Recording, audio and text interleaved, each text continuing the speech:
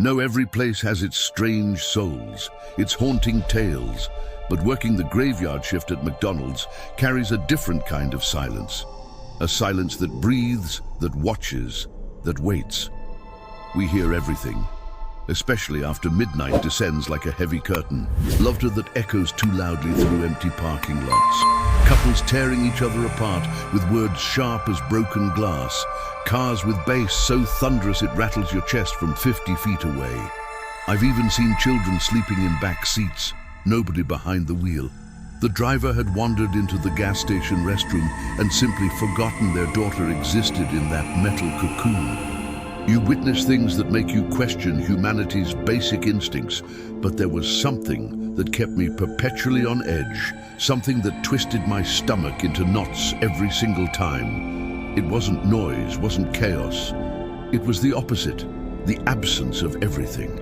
It was when the drive-through screen would suddenly illuminate with a new order, and there would be no car in the lane, no rumbling engine, no headlights cutting through the darkness. Nothing, just an order materializing on that screen right in front of my face, as if it had traveled through dimensions to reach me. The first time it happened, I was completely alone in that fluorescent tomb. It was a Tuesday, if memory serves me right. The kind of calm, dead Tuesday that makes you feel like the last person alive on Earth. Around 3 in the morning, that hour when the world holds its breath. I was wiping down the register area, going through the motions mechanically, when I heard that familiar electronic chime of the screen. New order. 1 McChicken with a Coca-Cola. Nothing unusual about that. We see that combination 20 times a night minimum. But then the screen displayed something that made me pause. Payment confirmed through the app. 1990, customer name, Rebecca.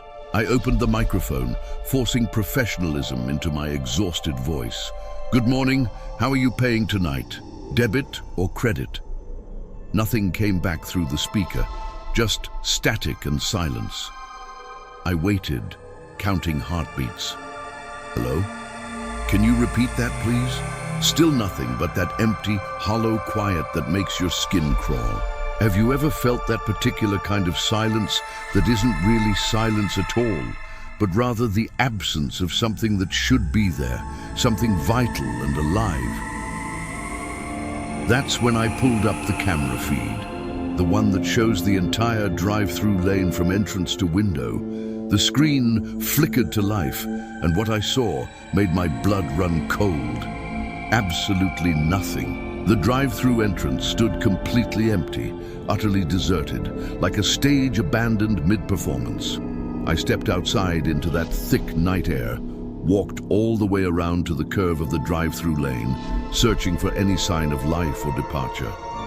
No car, no tire marks still warm on the asphalt, no fading sound of an engine retreating into the distance, nothing at all. I returned inside, confusion crawling up my spine, still trying to rationalize what I'd just witnessed. System glitches happen, I told myself.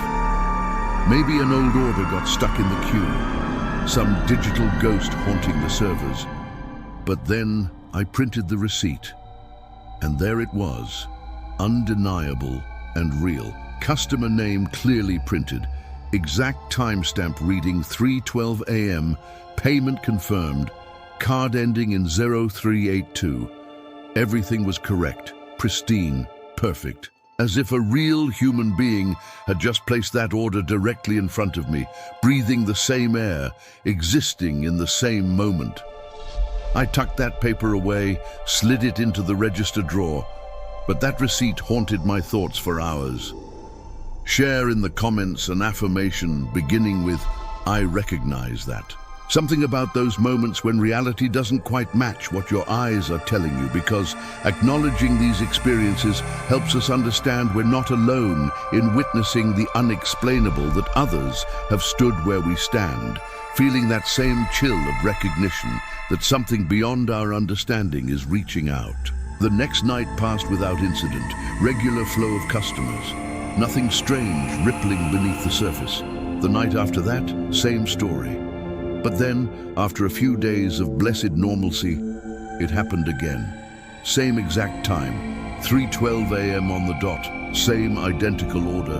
McChicken with Coca-Cola, same name staring back at me from that glowing screen. Rebecca.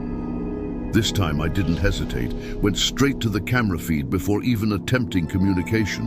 Again, nothing but empty asphalt reflecting streetlights. The order sat there in the system, payment confirmed through the app, as if someone had submitted it mere seconds before, their fingers still warm on their phone screen. But the camera showed only that vacant lane, that stretch of pavement leading nowhere. And that's when I started noticing the patterns, the details that separated this from simple technical malfunction. It was always precisely 3:12 a.m., never 3:11, never 3:13. Exact to the second. The order never varied, never changed. Same sandwich, same drink, same total, same customer name. And more disturbing still, whenever that order appeared, the entire screen would freeze for several seconds afterward, like a brief seizure, as if the system itself was struggling to process something it wasn't designed to handle, something that violated its basic programming. But then everything would snap back to normal, continuing as if nothing had torn through the fabric of its reality. I drive through the city without destination, without urgency, letting the streets choose my path. Sometimes I'll put on music to fill the emptiness. Sometimes I don't even bother with that. I just go, just move, just exist in motion. That particular night it was past 3 in the morning, that dead hour when the city finally exhales. I'd spent the entire day drowning in overdue design work, temples throbbing with tension headaches that wouldn't break, and I'd ended up arguing with my brother over something so trivial I can't even remember what sparked it now. I left to cool down, to let the night air wash away the frustration, and somehow I found myself pulling into that Mcdonald's's on Pedro Alvarez Cabral, the one near the hospital. I'd been there countless times before. It's open 24 hours, always empty during these ghost hours, bathed in that clinical white lighting that makes everything feel sterile, disconnected from reality.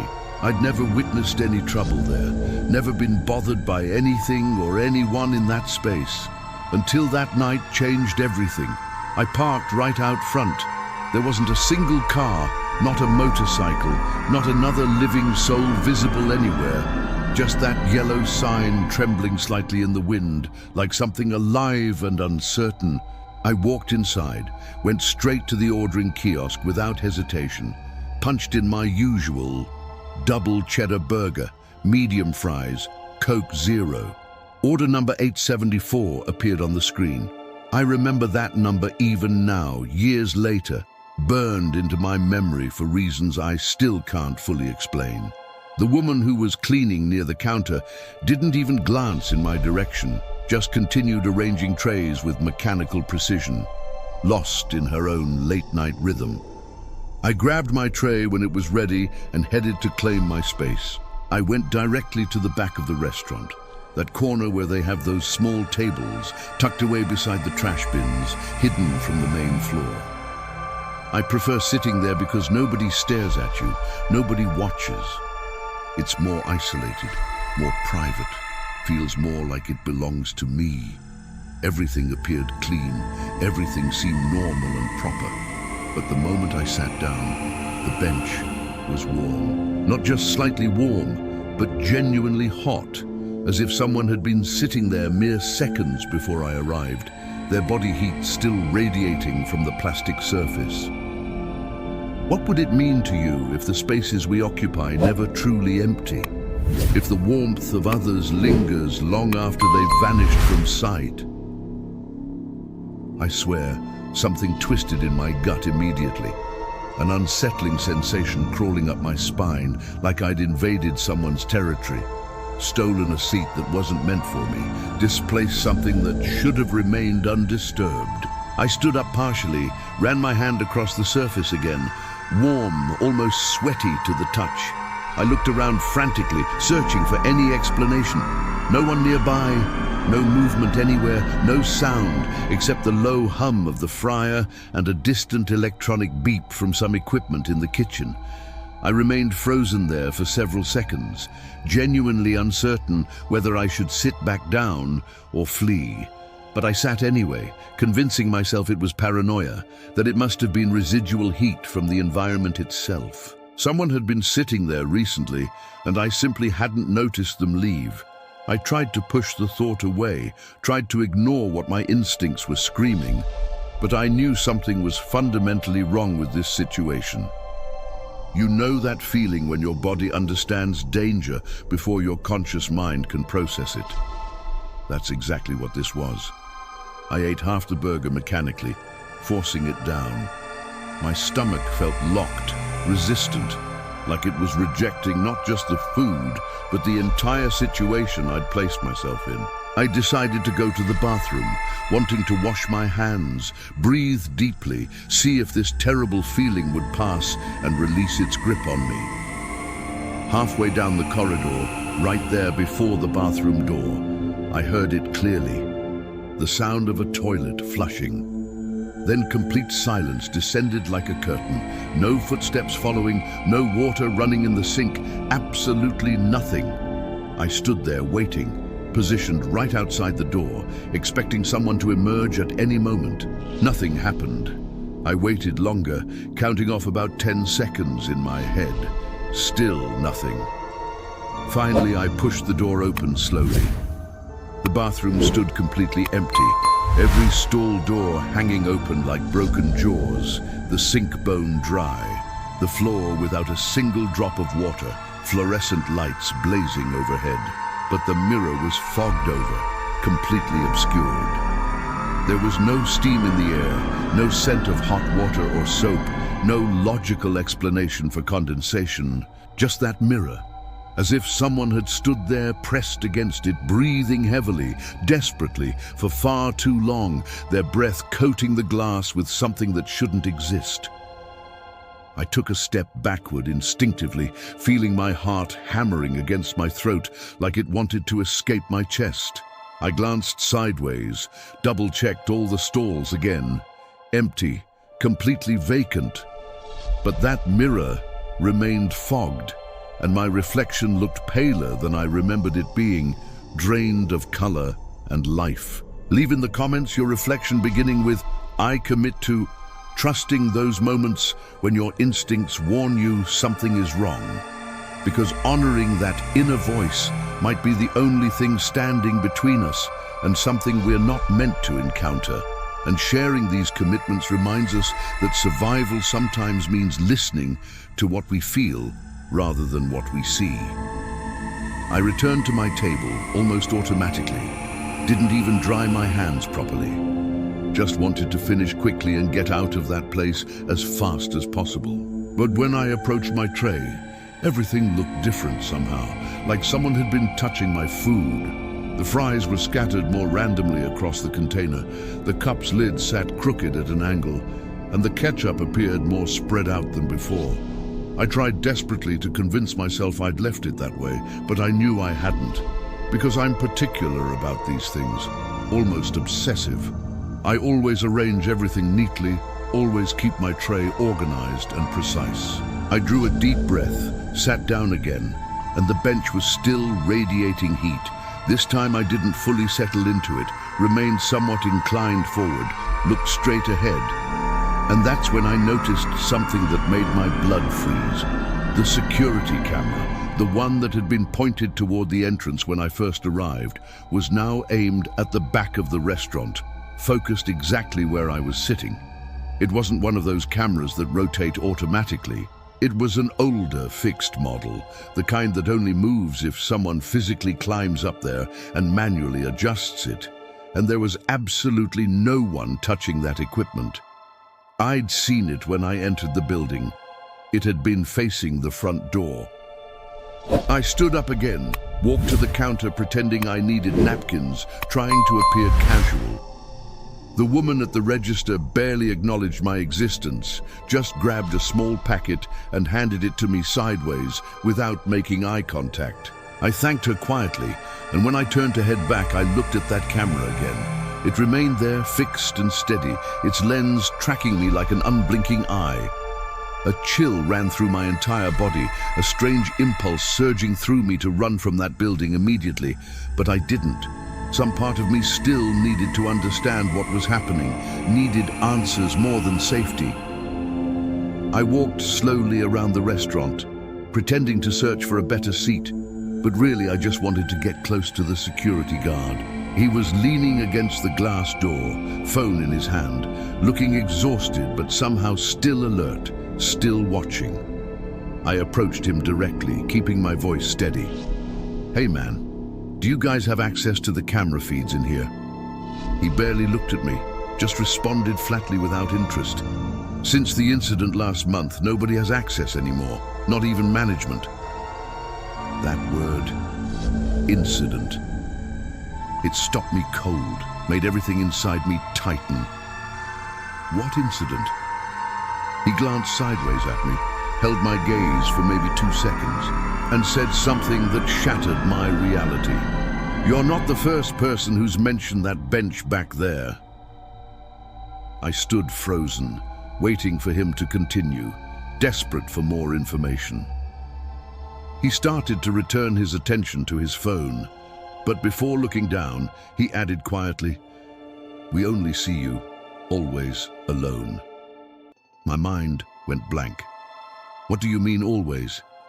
He just repeated the word, letting it hang in the air between us like smoke. "Always." And then, after another second of silence, his voice dropped to almost a whisper. "The bench is still warm. I left that place immediately, didn't throw my tray in the trash, didn't say goodbye or thank anyone. I got into my car with my mouth completely dry, hands ice cold despite the warm night, and the overwhelming sensation that someone was sitting in my passenger seat. But there was nobody there, or maybe they had just gotten out the exact moment I looked, slipping away into nothing. Since that night, I've never returned to that McDonald's. Not once, not even driving past it if I can avoid the route.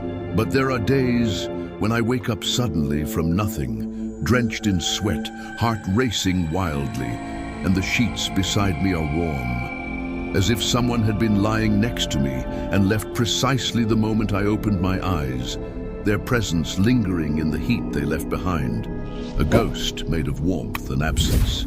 There are customers who mark you forever, and it's not because of fights or compliments or memorable interactions. It's because they shouldn't have been there at all, because something about their presence violated the natural order of things. I've worked at McDonald's since I became an adult, since I understood what responsibility meant. Started at 22 behind the register, then moved to customer service, then coordination as I proved myself reliable.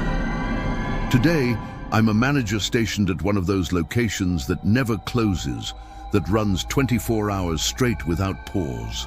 It's positioned in a complicated part of the city, a place where two worlds collide and blend. On one side, you have the private university, residential buildings with security gates, Uber rides everywhere you need to go, safety and privilege. On the other side, there's streets with open sewage running like rivers, people begging for spare change on every corner, and a plaza that nobody crosses after 11 p.m. because everyone knows what happens there in the darkness. And it's in this strange middle ground, this liminal space between two realities, that I spend many nights completely alone, closing out registers, verifying orders, turning off lights section by section, and pretending there are things I don't see, things I've trained myself to ignore for the sake of my sanity. The first time it happened was on a Tuesday, somewhere around 3 in the morning, when the world feels suspended between yesterday and tomorrow. I was standing behind the counter on the interior side, staring at the system clock and calculating mentally how many hours remained until 6 o'clock would finally arrive and release me from this fluorescent prison. Then when I lifted my head and scanned the dining room out of habit, I saw a little girl sitting at the corner table, hair pulled back in a loose, somewhat messy ponytail, wearing an old faded t-shirt and oversized shorts that hung loosely on her small frame. She couldn't have been more than 6 years old, maybe 7 at the absolute most. You know that feeling when your entire body just freezes, when time seems to stutter and stop. I stood there trying desperately to remember if anyone had entered with a child, if maybe some mother was in the bathroom, if perhaps she was the daughter of a delivery driver taking a break. But there was nobody else in the dining room at all, not a single other soul. Just her with those little legs dangling and swinging from the chair, not quite reaching the floor, and her eyes fixed straight ahead on something I couldn't see, as if she was waiting patiently for something or someone that would never arrive. She didn't ask for anything, didn't move from that spot, didn't appear frightened or distressed, but she also didn't seem happy or content, just eerily still and present. She remained there for approximately 20 minutes while I watched from behind the counter, my tasks forgotten. Then she climbed down from the chair with careful, deliberate movements and walked alone toward the glass door, never once looking back over her shoulder or acknowledging my existence. In that moment, my immediate reaction was to rush out from behind the register and look outside into the darkness, but there was absolutely no one on the sidewalk, no waiting parent, no explanation. I thought to myself, trying to rationalize, must be the daughter of someone who was waiting outside for a motorcycle taxi or something. But I hadn't seen any motorcycle, no adult figure, no one at all in that empty space beyond the glass. I'll confess that it left me feeling somewhat disturbed, unsettled in a way I couldn't articulate. But in the rush of late-night service, with exhaustion weighing down your thoughts, you learn to swallow these strange occurrences and keep moving forward. Except then came Wednesday night, same exact hour, same corner table, same little girl sitting there as if she'd never left. Have you considered how many times we convince ourselves that what we saw couldn't possibly be real, that our tired minds are playing tricks until the pattern repeats and we can no longer deny what stands before us? And that's when my stomach twisted violently, because this wasn't common, wasn't normal, because it made absolutely no logical sense, and because I knew with absolute certainty that no one had entered the restaurant with a child that night. The girl had simply appeared already seated, as if she'd been there since before I'd started my shift, occupying that space like she owned it. Same corner location, same distant stare into nothing. We have a front-facing camera pointed at the entrance, capturing everyone who comes and goes. We have 2 more cameras inside, positioned near the registers. I called over the security guard who does the night rounds, a guy who always passes by the door around 3:30 checking on things. I asked him directly if he'd seen anyone with a child tonight. He just laughed dismissively and said with a skeptical smile, "A child? Now? Marilia, you're losing it, working too many overnight shifts." On Thursday, I pulled aside Daniel, one of the guys from the closing crew, who I trusted to tell me the truth. "Did you see that little girl at the corner table?" He made a strange face, his expression shifting from confusion to something like concern. "What girl?" I pressed him, describing what I'd witnessed. "She's small, young, hair tied back.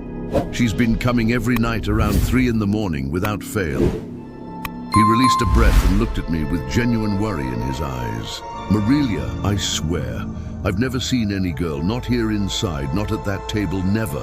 That's when I decided I needed concrete evidence, needed to see what the cameras had captured. I went into the store's security system that records everything triggered by motion sensors.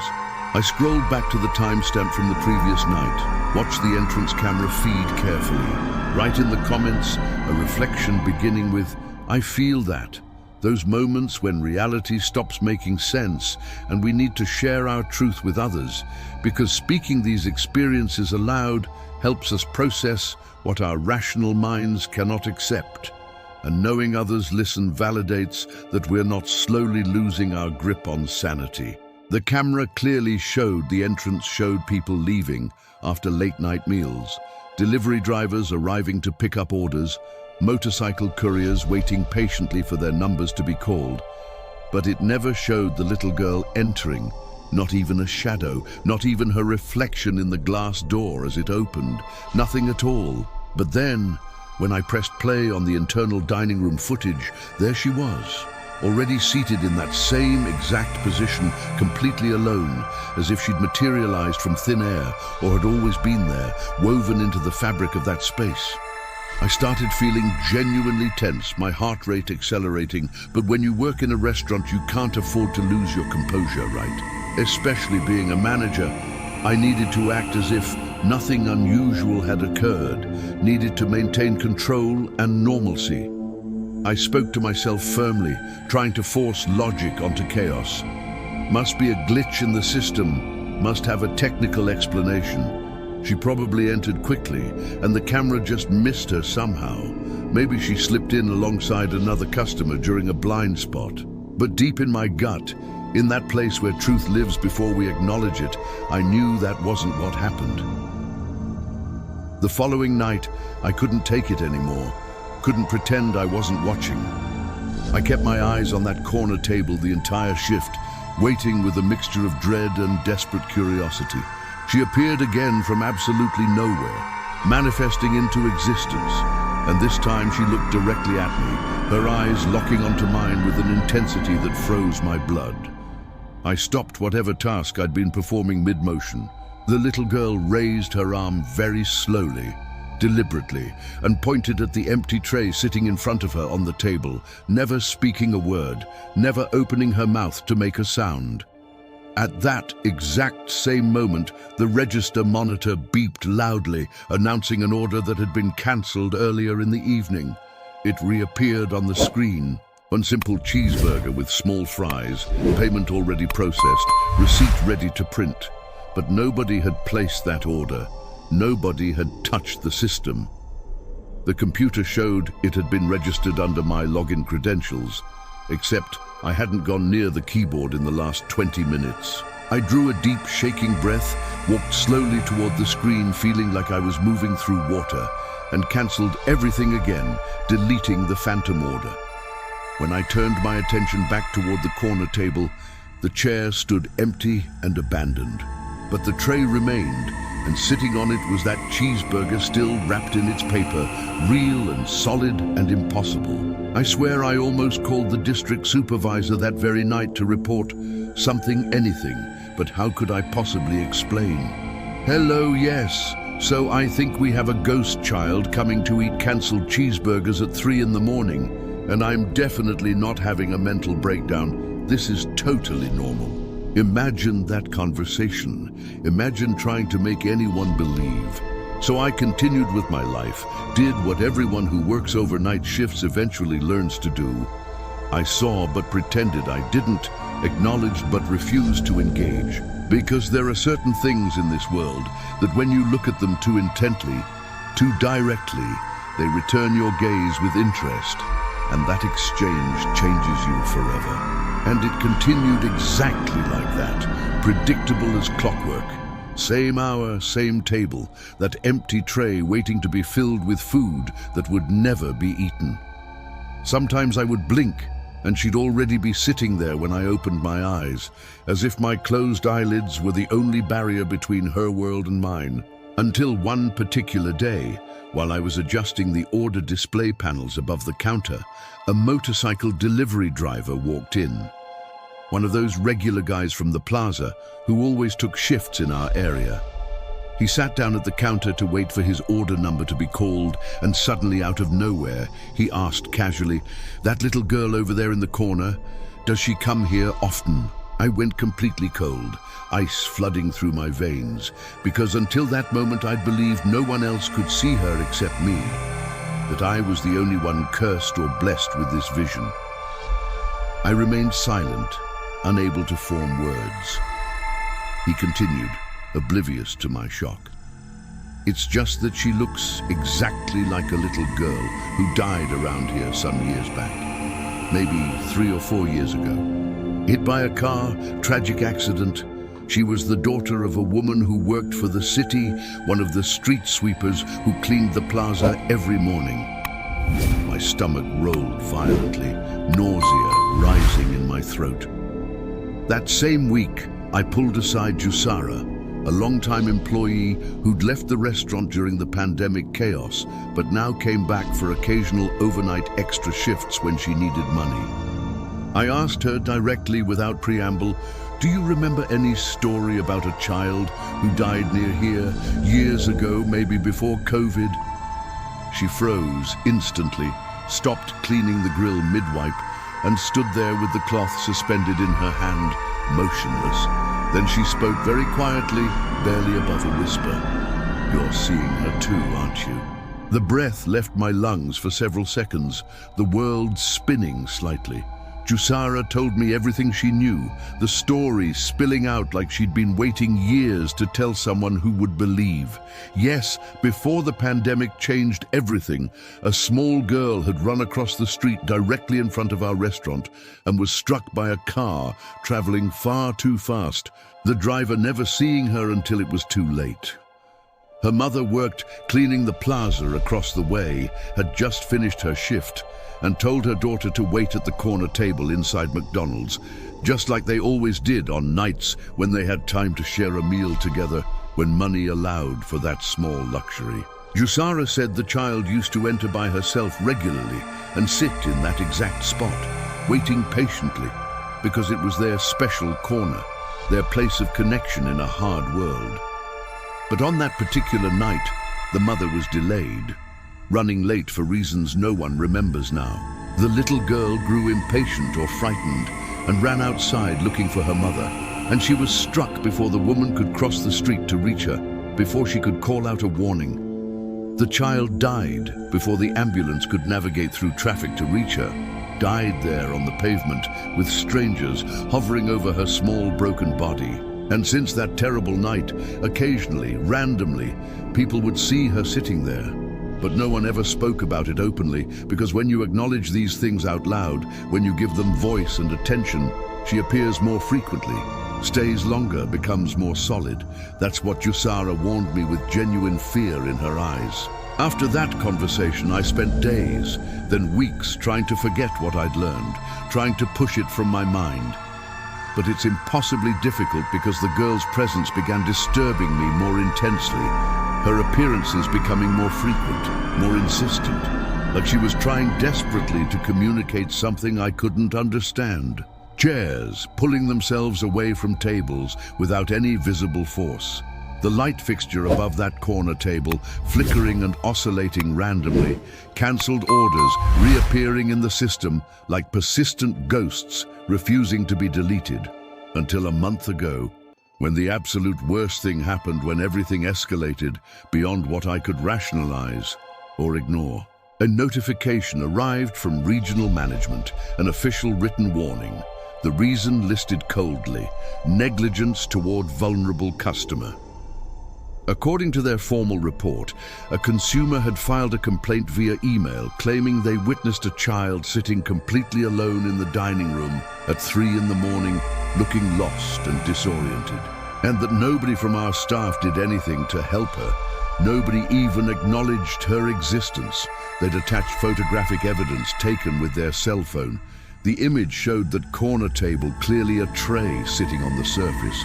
The chair pulled out as if someone had just been sitting there, but there was nobody visible in the seat at all, just empty space where a child should have been. The critical detail that made my blood run cold. The restaurant was officially closed for deep cleaning at that exact moment. No service being provided, no orders in the system, no customers allowed inside the building. I immediately went back through the shift logs, checked with the coordinator on duty that night. Nobody had authorized opening the dining room during those hours. Nobody had unlocked those doors. The only possible explanation was that little girl who haunted our corner table every night, without fail. And right then it all clicked into horrible place. The full reality crashing over me like cold water. This wasn't just happening to me anymore. Wasn't just my private nightmare. Others were seeing her too, experiencing her presence, But nobody wanted to admit it out loud. Nobody wanted to be the first to say they were witnessing something impossible. Wouldn't it be time to stop pretending we don't see what's right in front of us? To acknowledge the presence of those who refuse to be forgotten. These days, we avoid using that corner table entirely whenever possible. Everyone who closes with me has silently understood the unspoken rule without needing explicit explanation. That chair remains pulled out perpetually. The tray sits empty and waiting, and nobody says a single word about it. Nobody questions the arrangement. It's become a kind of silent agreement, an unwritten contract between all of us. Not because we necessarily believe in ghosts or spirits or whatever she might be, but because deep down in our bones, we've all witnessed what happens when you ignore someone who desperately wants to be seen, wants to be acknowledged, wants to matter. There are certain things in this world we learn to ignore out of necessity, out of self-preservation. Because if you truly see them, if you look directly and acknowledge their existence, something inside you breaks irreparably. And there are things that once broken will come back demanding payment, demanding recognition, demanding justice for being overlooked. She spread coarse salt across the counter and stared at me as if she could see straight through to my deepest secrets, as if she knew things about me I hadn't even told myself.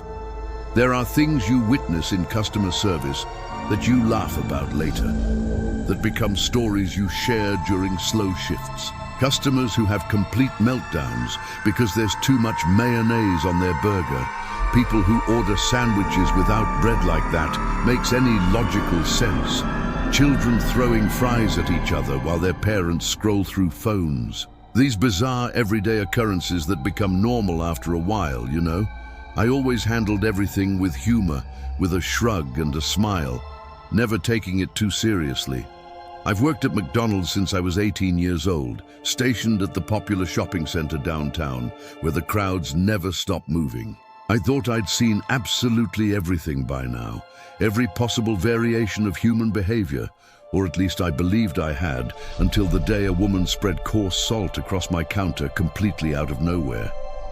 But that wasn't what marked me permanently, wasn't what haunted my dreams afterward. It was the look in her eyes after she did it, that knowing gaze that penetrated straight through my skin. It was a Tuesday afternoon, early in the lunch rush, heavy customer flow, the line moving quickly and efficiently. Double combo for one person, quarter pounder for another. Nothing whatsoever out of the ordinary routine. This woman appeared different from everyone else the moment she entered my line of sight. She came walking very slowly, deliberately, as if she had all the time in the world, and no urgency whatsoever, which was already strange for that particular hour when everyone's rushing. She was dressed entirely in black, loose flowing clothing that hung on her frame, wearing multiple necklaces that appeared to be made from cloth or fabric, hair looking wild and unkempt. Seemed like it hadn't seen a brush in considerable time. You know that feeling when someone arrives and they just don't fit into that environment, like they're from somewhere else entirely, somewhere you can't name? She stopped in line and simply stared at me, her eyes never wavering. When her turn finally arrived at my register, she ordered just a large fries. Only that, nothing else. No ketchup, no sauce, no drink, nothing to accompany it. I found it odd but acceptable, just another strange customer request.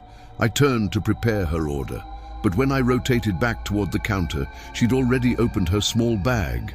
A crude cloth pouch, yellowish in color, appearing handmade and old. She reached her hand inside that bag, pulled out a small packet, and began spreading coarse salt directly across the middle of the counter from one end to the other, moving with calm deliberation, as if she was drawing some kind of invisible line or symbol that only she could understand. In that moment, I couldn't even speak, couldn't form words. I just stood there watching this inexplicable act, unsure whether I should call security or if this was some kind of elaborate prank being filmed. Share in the comments your experience beginning with, "I have learned that," Those moments when someone's actions seem incomprehensible until later, when everything they warned us about comes true, because these shared testimonies create a map of experiences that might protect others from walking the same dangerous path we've traveled. She raised her eyes and locked them onto mine with unwavering intensity, as if she'd already seen me in another place, another time, or somehow knew exactly what I was about to experience in the coming days. Then she spoke with a voice that was low, but crystal clear, each word landing with weight. "Be careful with what's going to return to you." That was all she said, not another syllable. She picked up her fries and walked away as if she'd paid, but nobody had charged her. Not me, not the security guard. Nobody understood what had just happened. Everything about the encounter was so strange that it seemed like she wasn't even walking properly on the floor, like her feet barely touched the ground as she departed. Immediately afterward, my co-workers laughed nervously. You know how people do when they're uncomfortable? They kept saying she must be some kind of practitioner of dark magic, or maybe it was performance art, or she was just mentally ill and harmless. But that very same night, all three of the restaurant's fryers malfunctioned simultaneously, breaking down at exactly the same moment. And system errors kept occurring specifically at the register where I worked. Lights flickering erratically, computer freezing repeatedly, everything behaving abnormally. Then, the following day, two of my colleagues suddenly became ill without any apparent reason. One of them collapsed right beside me mid-shift, and I started feeling something strange creeping through my own body. At first, I convinced myself it was psychological, just anxiety manifesting physically. But I gradually stopped feeling hungry, lost all appetite entirely. On the third night after the salt incident, I had a dream about her that felt more real than waking life. In that dream, I was still at work, standing behind the counter in my usual position, except the entire shopping center stood completely empty and dark, abandoned like the end of the world had come, and she was there, standing directly in front of my register, staring at me without blinking even once. In the dream, I tried desperately to speak, tried to move my body, but I was completely paralyzed, frozen in place. All I could feel was salt pouring from my hand, cascading down endlessly, as if I'd transformed into a human salt shaker that couldn't stop flowing. I woke up terrified and gasping, with a strange metallic taste coating my entire mouth. I stumbled to the bathroom, spitting and gagging, convinced I was genuinely sick with something serious. When I looked at myself in the mirror, my lips were completely whitened and cracked, as if I'd been licking something intensely salty for hours. I swear this on everything I hold sacred. Initially, I tried to dismiss it as paranoia, a stress-induced hallucination. But after several days, I started losing weight without any explanation, without changing my diet or exercise. In less than a week, I dropped about 9 pounds. I went to the health clinic, had blood work done. Nothing abnormal appeared. Everything came back within normal ranges. My manager thought I was overworked and burning out, ordered me to take a few days off to recover. Except being at home alone made everything worse, intensified the terror. That afternoon, I was attempting to sleep, the house silent around me, television turned off. And then I heard a voice coming from the kitchen area, very faint and distant, as if it was emanating from inside the refrigerator itself. "Now it's going to begin," the voice whispered.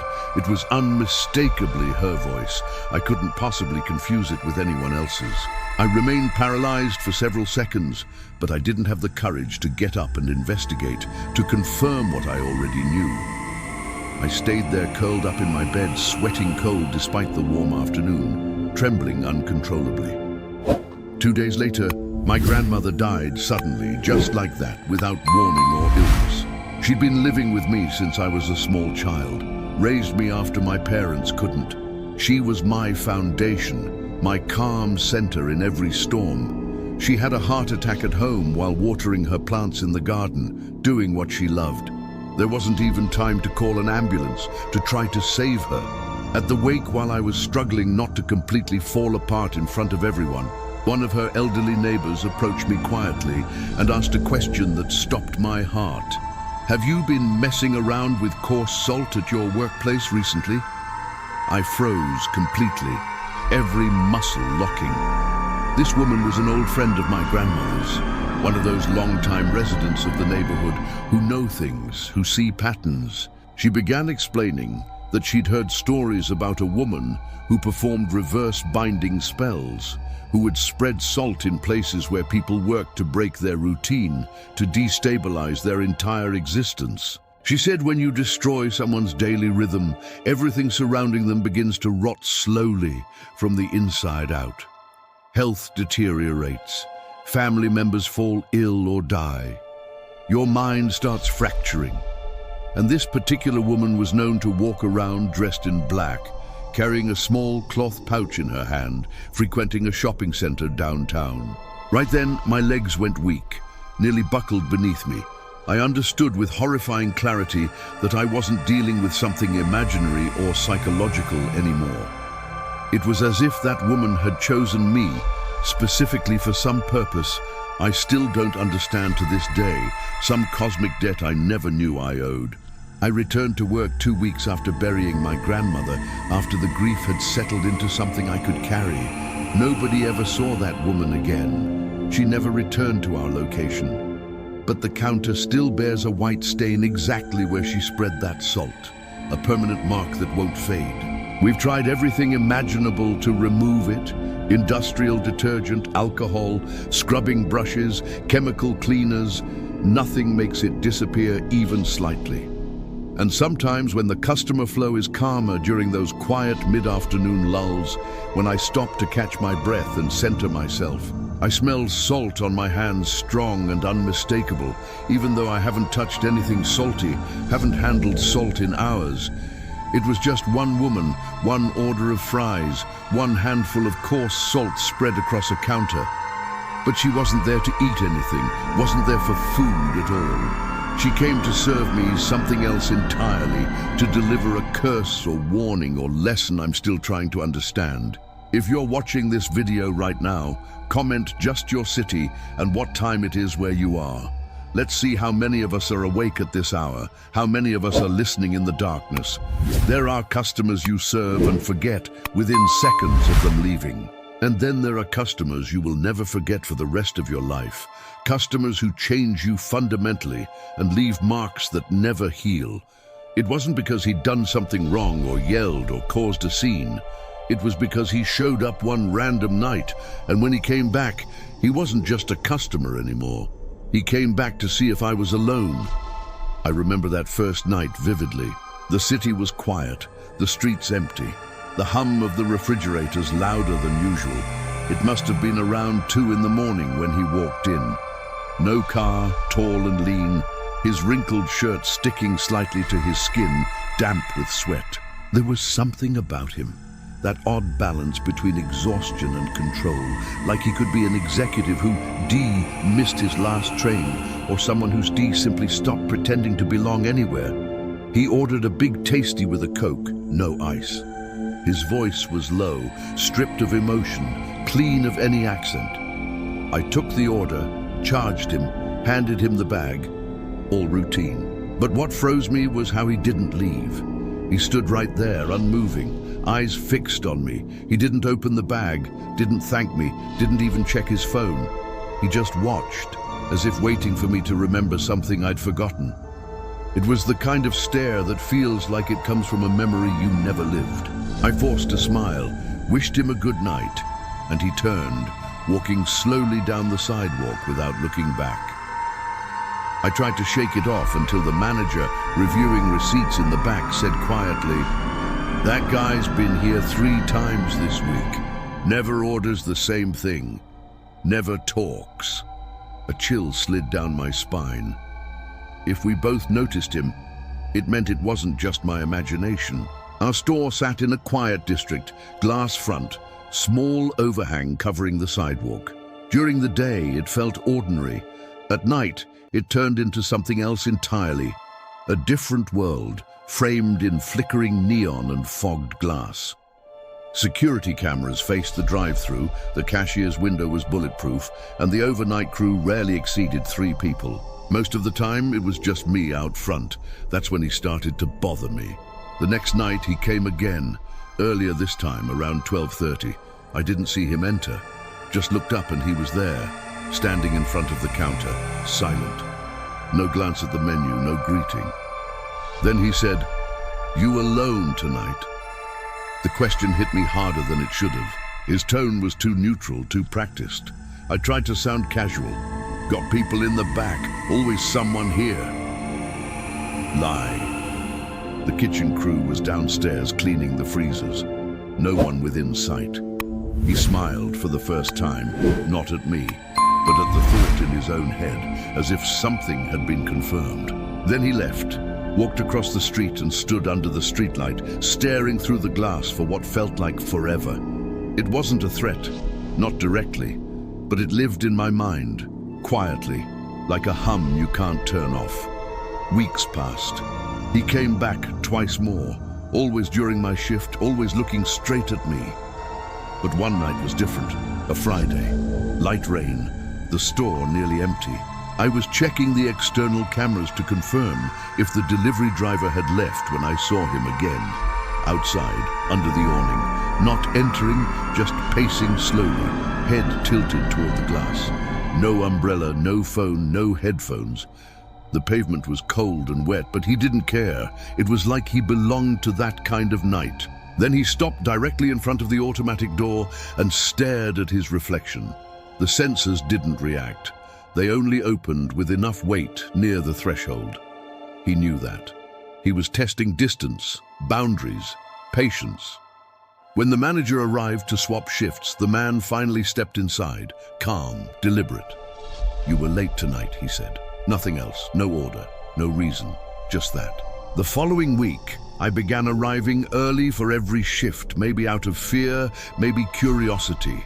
One of those nights, I saw him before even clocking in, leaning against the side wall near the service sink. 10 minutes before my shift, he didn't move, didn't speak. But when I passed through the side entrance, he turned his head, checked his watch, and looked straight at me. That stare followed me through the entire night. Every beep of the register felt like an echo of it. When the supervisor locked up later, he was gone. My last night there played out like a script. He came back. Same combo as the first time. Big tasty, Coke, no ice. But this time, as the order was being assembled, he looked straight into me and said, "You always think you're alone, but you're not." He took the bag, walked out and disappeared into the dark. 3 weeks later, someone tried to break in through the back.